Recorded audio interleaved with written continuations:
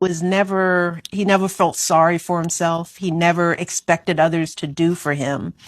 And just the sheer act of him getting up every day and going to work was a statement that, now I'm going to cry, stays with me every day of my life. There isn't a day that goes by that I don't think about the lessons he taught us and how he is not here to see any of it. And so much of it is because of him. That is the power of what a working class Black man can do in the world, which is why I don't want any Black man out here to think that they don't have something to offer.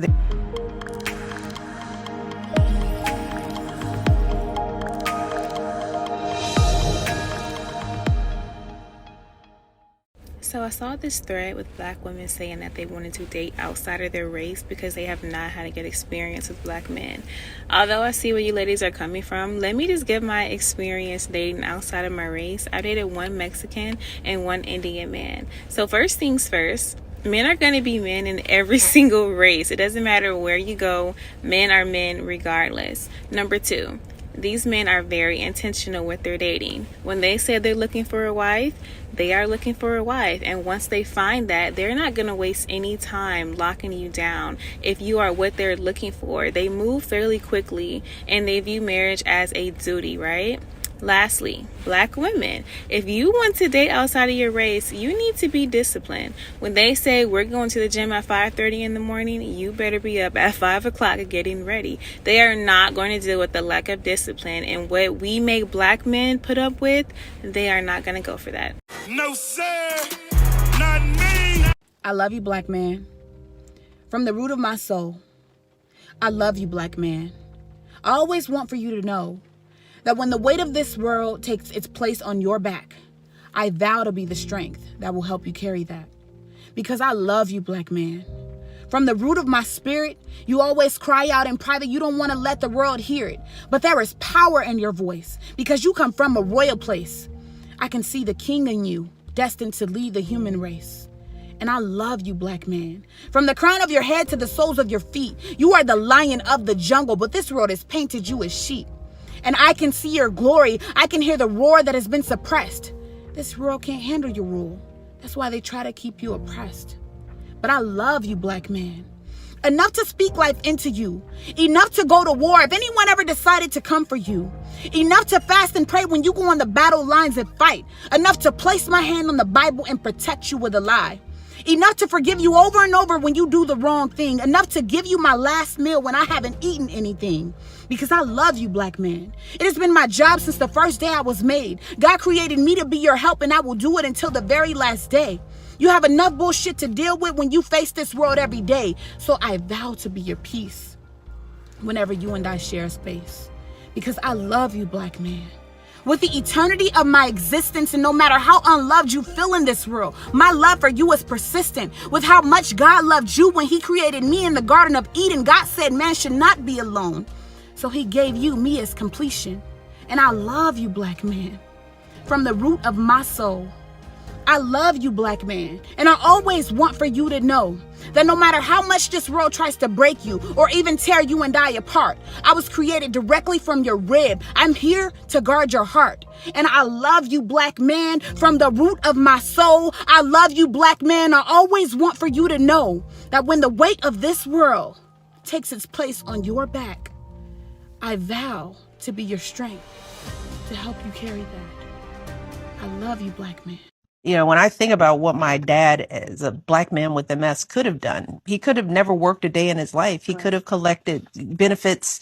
He could have succumbed to his disease and been depressed about it, but he didn't. You know, he never felt sorry for himself. He never expected others to do for him. And just the sheer act of him getting up every day and going to work was a statement that, now I'm going to cry, stays with me every day of my life. There isn't a day that goes by that I don't think about the lessons he taught us and how he is not here to see any of it. And so much of it is because of him. That is the power of what a working class black man can do in the world, which is why I don't want any black man out here to think that they don't have something to offer their kids. Right. Ugh. What my dad did was beyond money, title, influence, nothing. I would trade it all for what my father provided us in that little bitty apartment on 74th and Euclid. When I say that slavery tampered with nature, I mean that a major rite of passage for every male mammal is to provide and protect for a female and her young. Now, certainly we know that the black man has been denied that opportunity.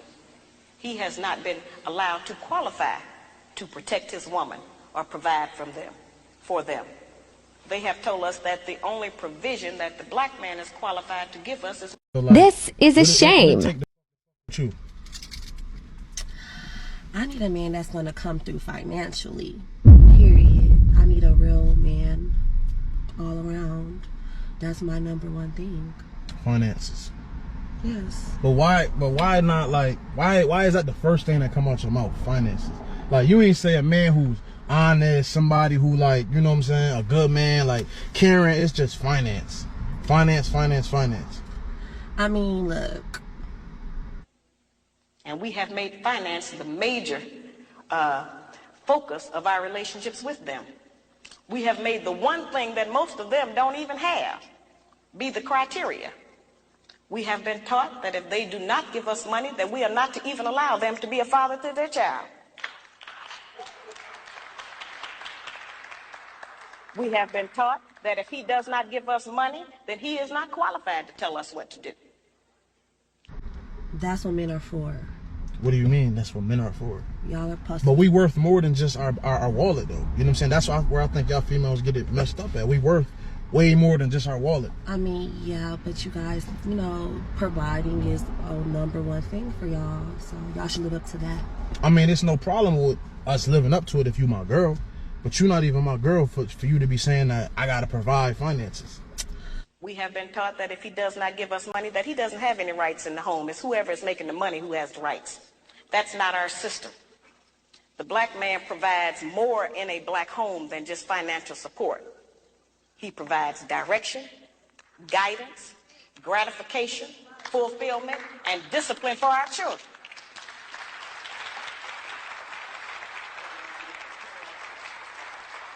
Those are the principles that are missing in our home today, which is why our children are savage in the streets. That's just what it'll take to get me. But why? But that's it? You don't care about if a nigga cheating on you? None of that. As long as he blowing the bag, it is what it is? Circumstantial. Wow. Are you serious, too? I mean, what can you bring to the table? Everything. What's everything? My looks. I can cook a little bit. I talked to a young brother the other day. He told me he don't even know no women that cook. Start with his mother. Yeah, you ain't surprised at that. In fact, many of our women don't cook, and they go around saying they think it's something to be proud of. I don't cook. They brag on it. Many of our young girls can't boil water, can't boil an egg, can't do anything. And they think that's cute because we don't have mothers in the community anymore as much teaching how to cook. Do you think that's enough to just pull a man, your looks, and that you can cook a little bit? We see those children out there sometimes acting wild and uncivilized and disrespectful because they don't respect anyone, because we didn't teach them any respect. We didn't know how. And a lot of times we look at them and we say, yeah, they're out there doing this, and we act like that they dropped down out of the sky. But those are our children. We birthed them up out of our womb. They belong to us. And we are responsible for them. And for every child that's out there out of control, disrespectful, ignorant, and uneducated, they have a black mother somewhere who failed to do her job, and a black father who failed to do his. But money is quite literally the only thing a lot of cishet men bring to the table. No, because really think about it. Most of you guys can't stay faithful. Most of you don't possess emotional intelligence, so women are left doing the emotional labor in the relationship. Most of y'all don't carry your weight when it comes to the housework or the children. And most of you guys can't... Yeah, I'm gonna stop you there. What's good, y'all? So, sis, I gotta tell you right now, just off rip, you clearly don't understand what men bring to the table. And before I even get into the weak-ass points, listen, black women, this is something that I see a lot of us do. We pedestalize ourselves because we feel like we got a little more than the average black man, and now we feel like we better than all black men. And no, she didn't specifically say black men, but that's who I'm talking about. I don't give a fuck about the rest of these men. Black men is my only concern. So first things first, sis, check yourself. Because you are what you attract. So if you attracting men who only got money, can't stay faithful, lack emotional intelligence, and can't satisfy you in the bedroom, sis, I feel bad for you. You need to check something about yourself. And I see a lot of women that was under this video commenting, oh my gosh, I see nothing but facts. Sis is speaking facts. All right, well, if those is facts, let's talk about facts on both sides. Men cheat too much? Well, one, men are visual beings. If we talk about black people, most black women are overweight. And we also tend to be combative or argumentative. So when they ask us to lose weight or be a little more conscious about our bodies, what do? I tell you what we ain't doing, going to the gym. Also, who told us this was cheating? Shout out to Shahrazad Ali. Y'all better go read Black Man's Guide to Understanding the Black Woman.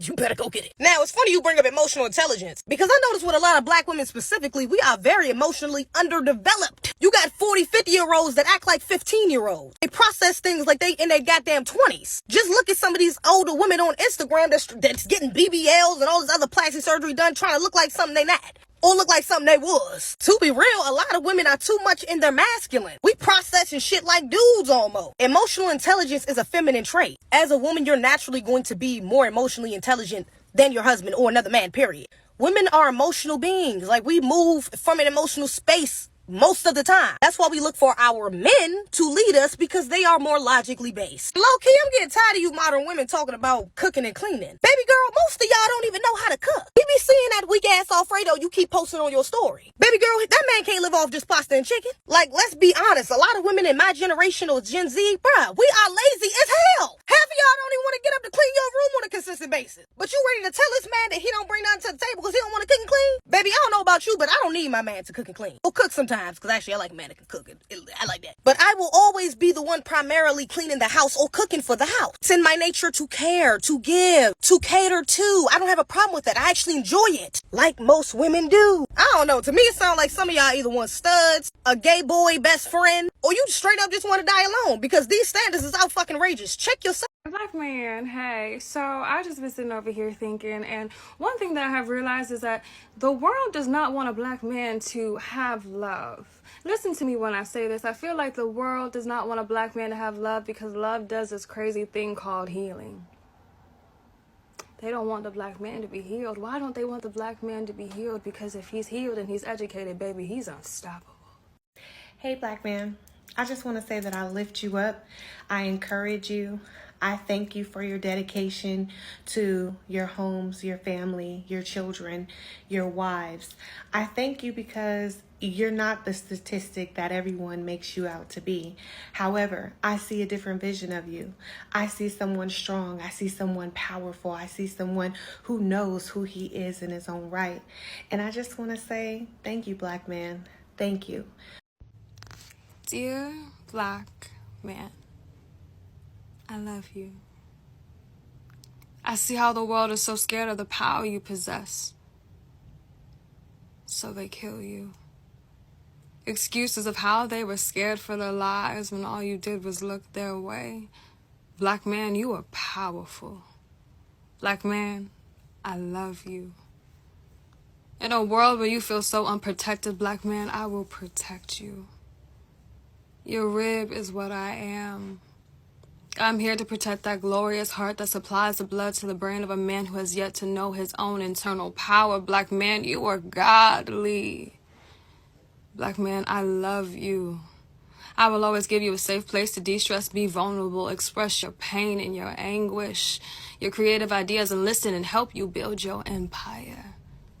Black man, they can't touch you here. Why is it that when a black woman stands up for a black man, she's labeled as a pick-me? That's the question I had to myself yesterday, so I posted on Facebook. Quite a few people replied, but one response stood out the most. This brother said, "In all seriousness, the pick-me sister is most definitely the best choice for a brother. Why would a man pick a woman that will not stand by him in support of his mission and goals, picking a woman that's in competition with him? The pick-me is doing and saying the correct things to make herself a desirable asset to a man. Send me the pick-me any day. All the bitter black, big mamas, can stay on the sidelines, never getting picked." I read that, and honestly, it changed my whole mindset on being called a pick-me because I stand up for black men so much. She's a pick-me, and you're the fruit that no one wants to pick because you're so bitter and angry. We love you, black men!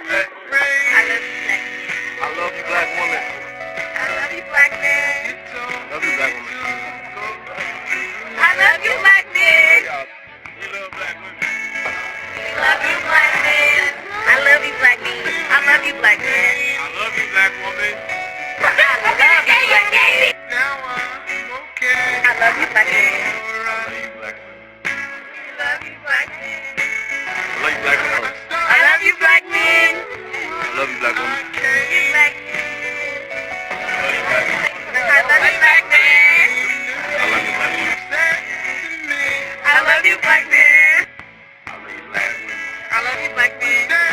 I love you, black man. I love you, black man. I love you, black man. And I love you, black women.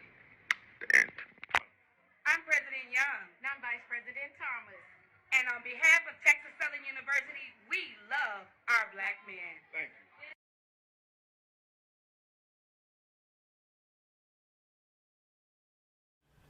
And the news reporter says, Jesus is white. She says it with a smile on her face, like it's the most obvious thing in the world. So sure of herself, of her privilege, her ability to change history, rewrite bodies to make them look like her. She says it the same way politicians say racism no longer exists. The same way police officers call dead black boys thugs. The same way white gentrifiers call Brooklyn home. She says it with an American accent, her voice doing that American thing, crawling out of her throat, reaching to clasp onto something that does not belong to her. And I laughed to myself, what makes a black man a black man? Is it a white woman's confirmation? Is it her head nod? Is it the way she's allowed to go on national television and autocorrect the Bible and God himself tell him who his son really was? What makes a black man a black man? Is it the way reporters retell their deaths like fairy tales? Is it the way they cannot outrun a bullet? How can she say Jesus was a white man when he died the blackest way possible? With his hands up, with his mother watching, crying at his feet, her tears nothing more than gossip for the news reporters or prophets to document, with his body left to sour in the sun, with his human stripped from his black. Remember that? How the whole world was saved by a black man, by a man so loved by God he called him kin, called him black. Now ain't that suspicious? Ain't that newsworthy? Ain't that something worth being killed over?